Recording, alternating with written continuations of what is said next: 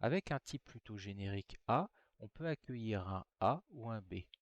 Pendant le runtime, c'est-à-dire pendant le fonctionnement du programme, le programme devine la classe et automatise le mécanisme de redéfinition. Mais on a un problème. Mis à part les classes redéfinies, l'IDE ne propose aucune méthode propre à notre référence B, ce qui est normal puisqu'au moment de la compilation, il n'en a aucune idée. Dans l'exemple ci-dessous, que l'on a déjà vu dans l'exemple précédent, nous déclarons un objet de type A et nous le constatons de type B. Lorsqu'il veut utiliser la méthode qui est propre à B, elle n'est pas disponible. Nous allons voir comment régler ce problème. Nous allons devoir convertir une référence d'objet d'un type vers un autre. Cela nous permettra d'accéder aux fonctionnalités spécifiques de ces sous-classes ou encore des interfaces implémentées par l'objet, interfaces que nous verrons plus tard dans ce cours. Comment cela se présente? Dans un premier temps, vous devez englober entre accolades la classe dont vous voulez convertir l'objet, puis englober le tout de nouveau dans d'autres parenthèses. On est d'accord que cela nous permet de contourner la restriction, mais il n'y a toujours aucune certitude sur la référence de notre objet. Pour résoudre ce problème, il va falloir coupler notre solution à une vérification préalable. Nous allons utiliser le mot-clé instance of. Cet opérateur spécial nous permet d'assurer que la référence de l'objet est une instance d'une classe ou d'une interface spécifique.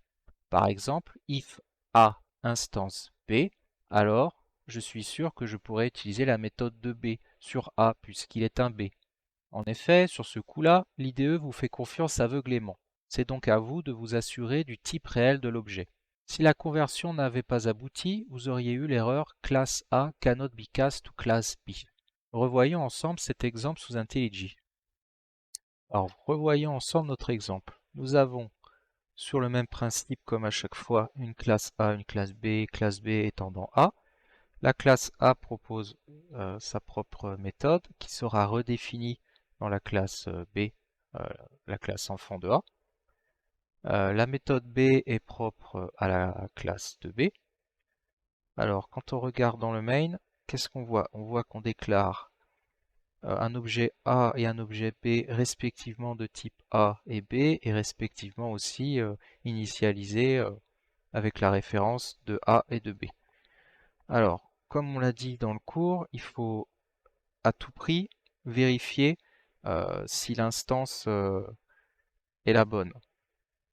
Sinon, on pourrait créer une erreur, une exception avec par exemple classe A is not of class B ou n'importe quoi.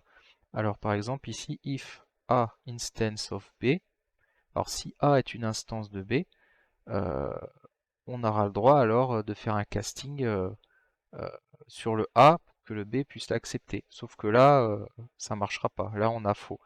Parce que quand on voit que IA instance de B, c'est pas vrai. A est une instance de A, donc là, c'est pas possible.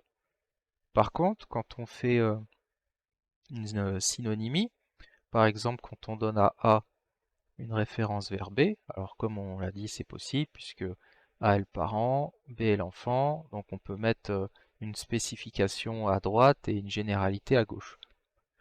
Alors, par exemple, ici, là, A est une instance de B. À partir de ce moment-là, oui, vu qu'on lui a assigné une référence vers B. Donc ici, on aura vrai, et du coup il est tout à fait il est tout à fait correct de mettre un casting de B pour pouvoir sur l'objet A pour pouvoir accéder à ces méthodes, aux méthodes de B. Par exemple, ici, on englobe euh, le type, euh, le type vers lequel on veut convertir notre objet A ici. On englobe une deuxième fois ici pour prendre tout ce qu'il y a là jusqu'au point qui permet après de déclencher une méthode. Et du coup, là, vous avez votre casting objet. Dans le chapitre suivant, nous aborderons le concept de classe abstraite. À tout de suite!